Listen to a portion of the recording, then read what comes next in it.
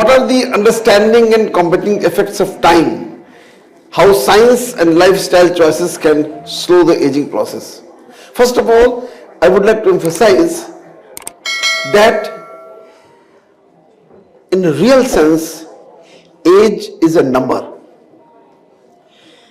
Age, whatever you feel, is not the correct thing. And if you want to keep yourself, everybody has got this feeling that I should remain healthy, young, dynamic. But when the time comes, because of various reasons, these things start deteriorating. Then we feel there should be something which can revert it. So first of all, what is aging? Aging refers to the gradual decline in the biological functions and the increase in vulnerability to the disease over time. धीरे धीरे तमाम biological changes शरीर के अंदर होते हैं और हमें अक्सर बीमारियां घेरने लगती हैं. It is natural, inevitable process that affects all the living organism. सब में प्रभाव डालती है, लेकिन मैं यहां पर एक अंडरलाइन करना चाहूंगा. The age you cannot stop. The every moment which passes, it will never come. But the effect of aging can be stopped. Not only stopped, it can be reverted back.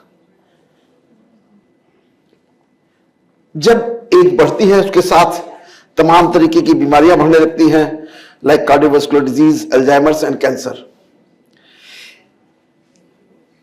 लेकिन हमने कभी इस बात पे ध्यान नहीं दिया कि ऐसा क्यों हो रहा है कि बीमारियां आ रही हैं. मनुष्य को इस प्रकृति ने बीमार होने के लिए नहीं बनाया था. इसको बीमार हमने स्वयं बनाया है. और बीमारियों के साथ साथ जो एजिंग के इफेक्ट हैं उसको भी हमने ही डेवलप किया है. आप भगवान राम की मूर्ति देख लीजिए, फोटो देख लीजिए, कृष्ण की देख लीजिए.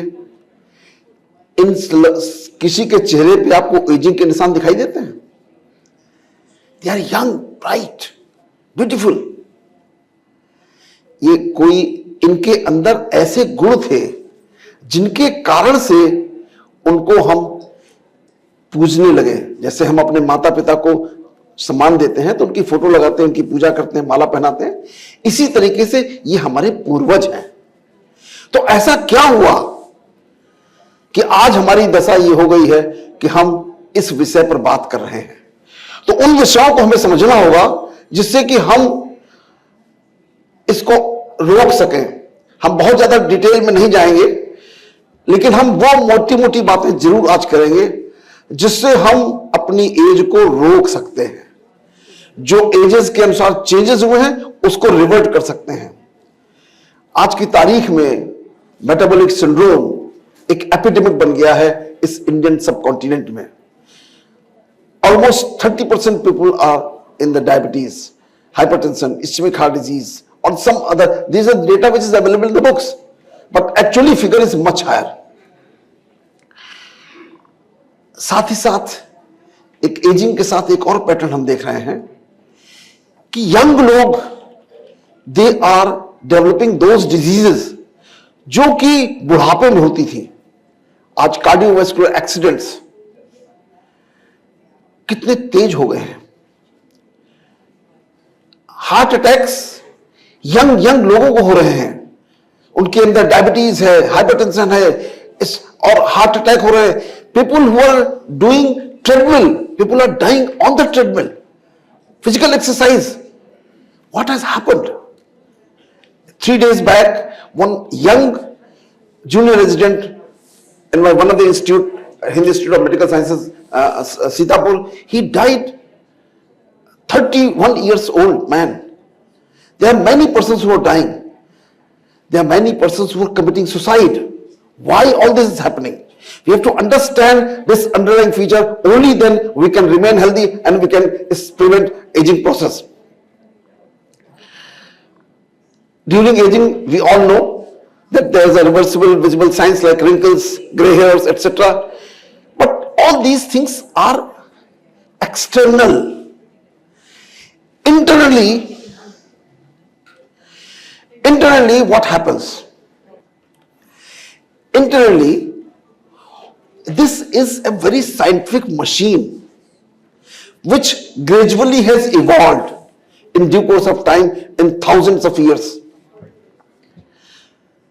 हम लोगों के, मैं वो बातें ज्यादा बताना चाहूंगा, ये जो बातें हैं वो इतनी इंपॉर्टेंट नहीं जितनी जो बातें बताना चाहूंगा कि ऐसा क्यों हुआ कि हम अपने पूर्वजों से आज इस दशा में हैं, फिजिकली बीमार हैं, मेंटली बीमार हैं, इमोशनली बीमार हैं। तो उसका कारण यह है कि हमारी जो दिनचर्या है वो बिल्कुल ही एबनॉर्मल हो गई है। ये रेस, ह्यूमन रेस, डार्विन की आपने सिद्धांत सबने पढ़े हैं, ये धीरे धीरे 4 पैर वाले से 2 पैर के बने, ऊपर खड़े हुए, फिर पूरे जंगल में शिकार करने लगे। शिकार करते करते हुए धीरे धीरे फल और फूल और जो वेजिटेबल्स अवेलेबल थे उसको खाने लगे। बहुत करीब 1000 वर्ष पहले सीरियल्स की पैदावार हुई, उसके पहले सीरियल्स नहीं थे। तो हंट करके, हम शिकार करके जानवरों का शिकार करते थे, 100% प्रोटीन खाते थे, कुछ फल खाते थे जो अवेलेबल थे, कुकिंग का मेथड इवॉल्व नहीं था। तो हमारी डाइट में जो जाता था इट वाज एब्सोल्युटली परफेक्ट। लेकिन आगे चल करके जब फार्मिंग डेवलप हुई तो सीरियल्स पैदा हुए। सीरियल्स भी अभी 100 साल पहले तक सिर्फ, जिसको आज हम मिलेट कहते हैं, मोटा अनाज होता था। गेहूं भी काठिया गेहूं होता था, इसमें कार्बोहाइड्रेट की मात्रा सब में कम होती थी। धीरे धीरे 50s के करीब हम पहुंचे। 50s में हमारे देश में अकाल हो गया और उस अकाल के बाद यहां पर भोजन की कमी पड़ गई, तो हमने विदेशों से गेहूं आयात किया। जो विदेशों से गेहूं जो आयात किया वो गेहूं, उसमें से एमएस स्वामीनाथन जी ने रिसर्च करके एक नया वेरिएंट पैदा किया, उसका नाम था K68, K68 variety of wheat. And जितने चावल थे, राइस थे, वो सब मॉडिफाई करके बासमती राइस बनाए गए। They are 100% carbohydrate. जब 70s 80s में आए तो प्रोसेसिंग शुरू हो गई। जब प्रोसेसिंग शुरू हो गई तो उसमें ढेर सारे प्रोसेस और डाल दिए गए और वो सब मिल करके इस शरीर के अंदर जो आहार हमको जाना चाहिए था वो एबनॉर्मल आहार जा रहा है। इसको हमें बदलना होगा। अगर हम इसको नहीं बदलेंगे तो हम कभी भी अपने आप को हेल्दी नहीं रख सकते हैं। आज हमारी डाइट में, आज आप अभी दोपहर का लंच देखिएगा और उसको विजुलाइज करिएगा, हम लंच में क्या खा रहे हैं। उस लंच में 90% कार्बोहाइड्रेट्स हैं, प्रोटीन्स 10-20% हैं और फैट्स जितने हैं वो सारे के सारे सैचुरेटेड फैट्स हैं। तो इन सबों के कॉम्बिनेशन से आज हिंदुस्तान में और हमारे अड़ोसी पड़ोसी जो इंडियन सब कॉन्टिनेंट्स में ट्रंकल ओबेसिटी हो गई है। सबके यहां पर फैट इकट्ठा है, यहां गले में फैट इकट्ठा है। ये हुआ क्यों? आज से 60-70 साल पहले डायबिटीज रेयरली सुनाई देती थी। देश गरीब था, इसलिए यहां के लोग मजदूरी और फार्मिंग करते थे, शासन अंग्रेज करते थे, तो हम सब मजबूत रहते थे। तो मैकेनिकल एक्सरसाइज हम करते थे और उस मैकेनिकल एक्सरसाइज में हमारा, उस एक्सरसाइज से हमारे अंदर बहुत सारी चीजें ऐसी हैं जो डेवलप हो जाती थी, जिससे हमारी शरीर स्ट्रेंथन होती थी।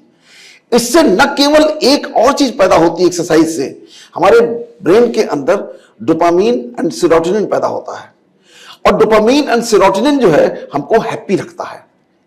न केवल हेल्थ की फीलिंग आती है बल्कि हैप्पीनेस की हमको फीलिंग होती है। एक बड़ी इंटरेस्टिंग चीज पैदा हुई है, डायबिटीज पे मैं चर्चा ज्यादा डिटेल में नहीं करूंगा, बस शॉर्ट में बताऊंगा कि हिंदुस्तान में डायबिटीज लगातार बढ़ती जा रही है एवरी डे, और जो जो हम डायबिटीज का ट्रीटमेंट करते हैं डायबिटीज और बढ़ती जाती है। उसका कारण है इंसुलिन की डेफिशिएंसी का, उसका कारण नहीं है, उसका कारण है इंसुलिन की एक्सेस एंड इंसुलिन रेजिस्टेंस। तो जो जो हमारी ट्रंकल ओबेसिटी बढ़ती है, जो जो हमारा फैट बढ़ता है, तो हमारी इंसुलिन रेजिस्टेंस बढ़ता जाता है और वो इंसुलिन रेजिस्टेंस हमको आगे चल करके ब्लड शुगर कंट्रोल करने ही नहीं देता है। उसके बाद डिसलिपिडीमिया होता है और atherosclerosis, all sort of complications they appear. Short term complications को रोकने के लिए हम लोग जो दवाएं देते हैं, सल्फोनिलुरिया, बाइगोनाइड्स और in the for that matter insulin, ये सब ब्लड शुगर को कंट्रोल करते हैं। ब्लड शुगर के लॉन्ग टर्म डायबिटीज के लॉन्ग टर्म कॉम्प्लिकेशंस को कोई प्रिवेंट नहीं करते हैं। इसी कारण से ये सेरेब्रोवास्कुलर एक्सीडेंट, हार्ट अटैक्स, ये इसी कारण से हो रहे हैं। जब इनकी फर्दर स्टडी करी गई तो ये पाया गया कि ये यंग लोगों में क्या हो गया है कि इतनी जल्दी जल्दी हार्ट अटैक हो रहे हैं। तो ये पाया गया कि इनकी एक्चुअल एज तो 39 ईयर्स है, लेकिन जब क्रोमोसोमल स्टडी करी गई तो पता चला इनकी एज तो 69 ईयर्स के ऊपर है। जो टेलोमेयर्स हैं उनकी थिकनेस बिल्कुल नैरो हो गई है। जो प्रोडक्टिव लेयर होती है टेलोमेयर्स के एंड में, क्रोमोसोम के एंड में, वो बिल्कुल थिन हो गई है। तो ये हो क्यों रहा है? इसके 3 मुख्य कारण हैं जो हमको करने चाहिए, और वो है जिससे हम स्वस्थ रह सकते हैं। अगर हम स्वस्थ रहेंगे तो एजिंग पास फटकेगी नहीं, और वो 3 चीजें हैं। Number 1, we have to do mechanical exercise. जो हम पहले करते थे शिकार के लिए, नेचुरली फार्मिंग करने के लिए, जो दौड़ लगाते थे, भागते थे, दौड़ते थे, वो सब हमारी इस सेडेंटरी लाइफ में कम हो गई है। तो उसको हमें करना ही करना है। कम से कम 45 minutes morning walk sunrise के बाद, और 30 minutes morning walk, evening walk sunset के पहले। इसके अलावा जितना योगिक एक्सरसाइज और जो भी प्राणायाम, जो भी कुछ कर सकते हैं, आपको करनी है, जिससे कि आपकी प्रोटीन सिंथेसिस बढ़े और मस्कुलर पावर बढ़े। अन्यथा ये ब्लड ग्लूकोज जाकर के फैट में डिपॉजिट होता है और फैट बनाता है। तो हम जो भी खाते हैं वो सब फैट में कन्वर्ट हो जाता है और हम अनहेल्दी हो जाते हैं।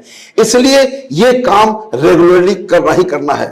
दूसरा, एक बड़ी इंटरेस्टिंग फीचर आपको बता रहा हूं। हमारे अंदर जिस तरीके से अल्कोहल का एडिक्शन होता है ना, similarly we have developed a carbohydrate addiction. We eat carbohydrate so many times in the day, and whatever you eat is carb. You just visualize it in your eyes, what you have eaten in the morning, what you are going to eat in the lunch, what you are going to eat in the evening. Then you will find you are eating carb and carb and carb only. And carbs, they all are converting to fat and making you diseased. Because ये अकेले बीमारी है जो पूरे शरीर में हर अंग में काम करती है। तो इसलिए हमको अपनी डाइट में प्रोटीन बढ़ाना है। और एक और बड़ा भारी मिथ है कि फैट खाएंगे तो फैट बढ़ेगा। फैट खाने से फैट नहीं बढ़ेगा, बल्कि फैट, सैचुरेटेड फैट खाने से, उसके खाने से फैट बढ़ेगा। तो हमको अनसैचुरेटेड फैट खाना है। कॉमनेस्ट अनसैचुरेटेड फैट जो अवेलेबल है वो है देसी घी और सरसों का तेल। उसके अलावा modern olive oil and other things हैं। जो हम रिफाइंड ऑयल्स ले रहे हैं, करीब 30-40 साल तक इस देश में लोगों ने डालडा खाया है, और वो डालडा सैचुरेटेड फैटी एसिड्स है, उसमें सब कुछ उल्टा है जो नहीं होना चाहिए। तो इसलिए हमको अपनी डाइट में जो खाना है, मैं जरूर से बता दूं, यही एजिंग के रोकने के सबसे अच्छे साधन है। आप प्रोटीन डाइट्स खाएं, नट्स खाएं। अगर वेजिटेरियन है तो भी प्रोटीन डाइट एडिक्वेट अवेलेबल है। ऐसा नहीं है कि प्रोटीन डाइट अवेलेबल नहीं है। दाल है, नेचुरल जितने सैलेड्स हैं, ये सब ढेर सारे सैलेड्स आप खाएं, नट्स खाएं, पीनट्स खाएं। इन सब में प्रोटीन है और फैट है जो कि आपको ठीक रखती है। आप जो न खाएं, मैं आपको सबको आज ये बहुत अच्छी तरह बता सकता हूं कि न केवल अभी स्वस्थ रहेंगे बल्कि एजिंग भी नहीं पास फटकेगी, और वो है कि आप गेहूं और चावल जो हम खाते हैं, प्रोसेस्ड खाएं और चाहे किसी तरह खाएं, और शुगर्स जो हम लोग दिन भर खाते हैं, ये सब प्रैक्टिकली स्पीकिंग पॉइजन है, जहर है। अब इस एज में आकर के हमको इनसे मुक्ति पानी ही होगी। अगर हम इनसे मुक्ति पा जाएंगे तो हम बिल्कुल ठीक रहेंगे। तीसरी बात जो सबसे इंपॉर्टेंट है, और इस बात को तो कोई समझने को तैयार ही नहीं है, WHO की डेफिनेशन सवेरे डॉक्टर अस्थाना ने बताई थी। उस WHO के डेफिनेशन में वो एक शब्द भूल गए थे शायद जल्दी में, कि हमारा इमोशनल हेल्थ के साथ साथ स्पिरिचुअल हेल्थ बहुत जरूरी है। अपने आप को समझना कि मैं कौन हूं और मेरा शरीर कैसे काम करता है, कौन इसको चलाता है। तो मेरे शरीर के अंदर हमारे माइंड और बॉडी का जो कनेक्शन है उसको हम बिल्कुल भूल गए हैं, हम जानते ही नहीं हैं। और वो करता है काम कि जो हमको एकदम घर पे पहुंचा देता है। हम जब जब प्रेम, करुणा, दया, शुभ भावना, शुभ कामना, सुख, शांति, आनंद की कामना करते हैं, किसी के लिए भी करते हैं, तो ये सब हमारे अंदर पैरासिम्पैथिक सिस्टम को स्टिमुलेट करता है, हार्मोन्स को नॉर्मल सिक्रीट करता है और न्यूरोट्रांसमीटर्स जो इनहिबिटरी होते हैं उनको रिलीज करता है। इससे हमारी शरीर, हमारा पूरी बॉडी में जो होमियोस्टेसिस है वो नॉर्मल होती है। आज की तारीख में हम सब jealousy, hatred, anger, ego and वासना इसी में इन्वॉल्व है और ये हमारे सिंपैथिक सिस्टम को स्टिमुलेट करती है, हमारे न्यूरोट्रांसमीटर जो एक्साइटेटरी है उनको रिलीज करती है और हार्मोन्स को अपसाइड डाउन करती है और हमको हर समय सिंपैथिक ओवरड्राइव में रखती है। Sympathetic overdrive was meant for emergency, not for the routine.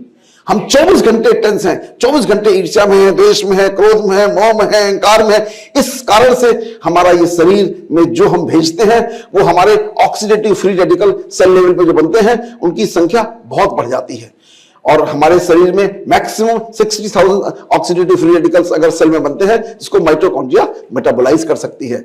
अगर इससे ज्यादा बनते हैं तो उसको कभी भी माइटोकॉन्ड्रिया मेटाबोलाइज नहीं कर सकती है, उसी सेल में टॉक्सिन की तरह पड़े रहते हैं। और जब जब हम प्रेम, करुणा में होते हैं, लोगों की शुभ भावनाएं रखते हैं तो ये 60,000 से नीचे होते हैं। लेकिन जब जब हम क्रोध करते हैं, ईर्ष्या करते हैं, जब मारपीट करते हैं, झगड़ा फसाद करते हैं, इनकी संख्या 2 लाख से ज्यादा चली जाती है जो कभी मेटाबोलाइज नहीं होती। जिम्मेदार हम स्वयं हैं, हम अपनी इसके लिए परेशानी के कारण हम स्वयं हैं, तो हमको अपने आप को काम एंड क्वाइट रखना पड़ेगा। और इसके लिए हमारे ऋषियों मुनियों ने शुरू से इस बात के लिए लोगों को ट्रेनिंग दी थी कि हम लोग ध्यान करें, प्रातः काल में ध्यान करें। आज की तारीख में हमने सर्केडियन रिदम, हर्बर्ट फ्रांस ने 1958 में दी, उनको नोबेल अवार्ड मिला।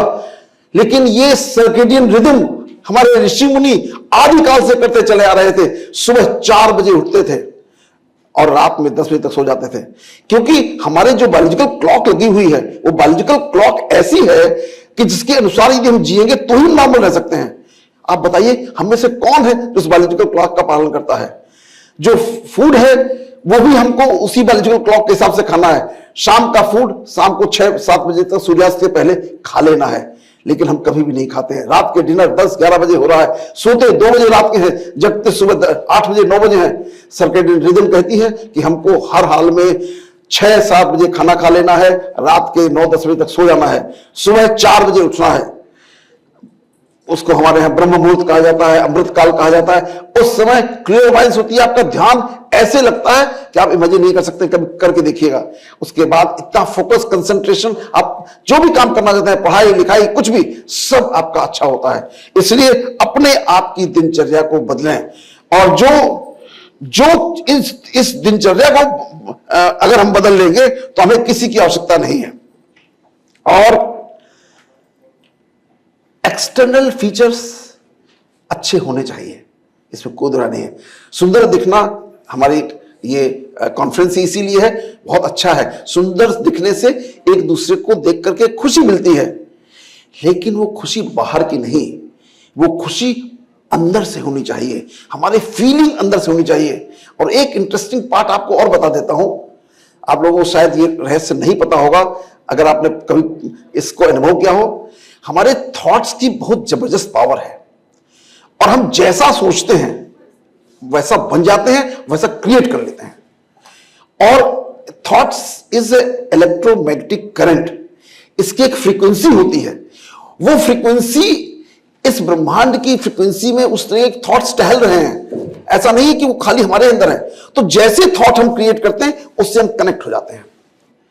और ये लोकल एरिया नेटवर्किंग है, जब इसके ऊपर जाते हैं तो स्टेज एनलाइटमेंट की बहुत आगे की है, लेकिन लोकल एरिया से जो हमारी नेटवर्किंग, उस तरीके के लोगों से हमारे विचार मिलते हैं और वो अपने आप अट्रैक्ट होकर के और हमारे उस विचार को कई हजार गुना ऑगमेंट कर देते हैं, उस काम को करा देते हैं। मैं तो इस करिश्मे का रोज अनुभव करता हूं, रोज करता हूं, हर पल करता हूं।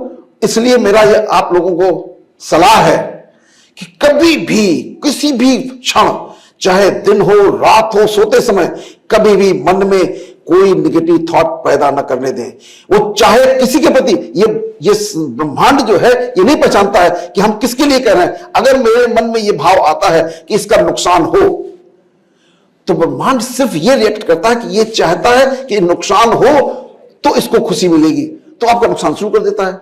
दूसरे का नुकसान हो या ना हो, मेरा नुकसान उसी क्षण शुरू हो जाएगा। तो इसलिए हमको प्रैक्टिस करनी है, जागृत अवस्था में प्रैक्टिस करनी है कि हम कभी भी निगेटिव ना हो। इसके बाद जो मॉडर्न थेरेपीज हैं, they all are on experimental level, there nothing is perfect कि मैं ये दवा खा लूंगा, ये लगा लूंगा और मैं रिजुनेट हो जाऊंगा, नया हो जाऊंगा, ऐसा कुछ है नहीं। तो इसके बारे में सोचना, हम अपने आप को बदलें, स्वयं को बदलें और स्वयं अपने थॉट प्रोसेस को बदलें, अपने एक्शन को बदलें, अपने फूड को बदलें, तो हम सब कुछ रिवर्ट कर सकते हैं। एज कभी पास फटक नहीं सकती है अगर हम इसका पालन करें। बाकी जो थेरेपीज है जस्ट इन्यूमरेट कर दे रहा हूं just for purpose of academics. The stem cell therapy is there, telomere extension is there which can be done, and rapamycin plus NAT plus boosters are available, cryotherapy is available, but this all is senolytics are available, NAT plus boosters are available in the market. Gene editing, it is at a very experimental level. Telomere lengthening को करने के लिए भी experiments हुए हैं, लेकिन इसमें सबसे अच्छा एक्सपेरिमेंट ये पाया गया है कि जो लोग बहुत अच्छे मेडिटेटर्स हैं, उनकी जब स्टडी की गई before starting meditation and after few months, it has been found that thickness of telomere ends are increased. That's how we can say that it can prevent and all these factors today we are discussing in the conferences, sunscreens, topical treatments, all those things, people are giving those detailed knowledge. So ultimate my answer is just important है कि आप अपनी stress को दूर रखें। Stress को दूर रखने का तरीका, अपने मन के भावों को पवित्र रखें, एक दूसरे के प्रति करुणा का भाव रखें, प्रेम का भाव रखें। आज की तारीख में तो मुझे आश्चर्य होता है कि प्रेम का मतलब ही बदल गया। आज वासना और मोह को मिलाकर उसको प्रेम कहते हैं। आर्कीज ने ऐसा बेचा कि प्रेम सत्य निस्वार्थ होता है, हर प्राणी के प्रति होता है, हर मनुष्य के प्रति होता है, इसका मेल फीमेल से कोई लेना देना नहीं है। लेकिन आज हम प्रेम को भूल गए हैं, हमें उसको अपने अंदर डेवलप करना पड़ेगा। And sleep is very important. 8 hours sleep, but at a particular time, 10 p.m. to morning 4 a.m. That is the timing. तो इसका आप ध्यान रखें। और last but not the least जो मैं आपको बताना चाहता हूं कि फास्टिंग पर विशेष ध्यान दें। हमारे को जो हम लोग लंच और इवनिंग डिनर वगैरह करते हैं, वो एक्चुअली भूख नहीं होती है, वो हमारी हैबिट हो गई है कार्ब एडिक्शन की। तो हमको उसमें लगता है कुछ खाना है। अगर आपने शुगर टेस्ट कराया, इंसुलिन लेवल टेस्ट कराया, तो आपको लगेगा कि कोई आवश्यकता नहीं है।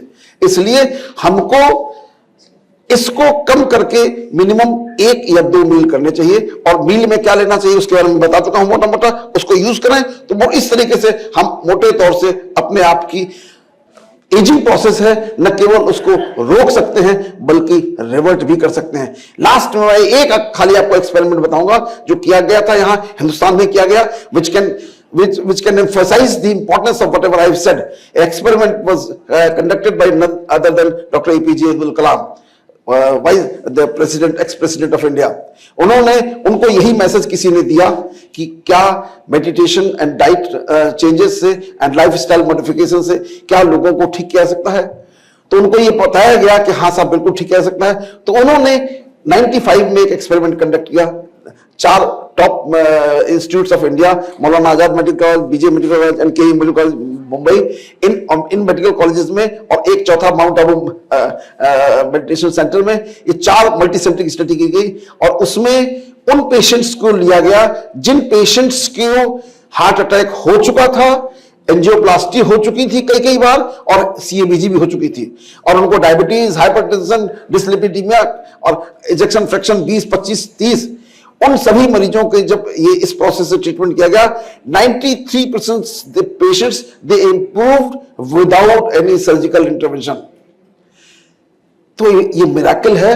और उन्होंने 125 टेस्ट कराए हर इंडिविजुअल के, और उसके बाद ये पाया गया कि उनमें सारे के सारे मॉडिफिकेशन चेंज है। I have got that study, I will give it to doctor Rama Shrivastava and she can spread the good so that people can get benefit out of it.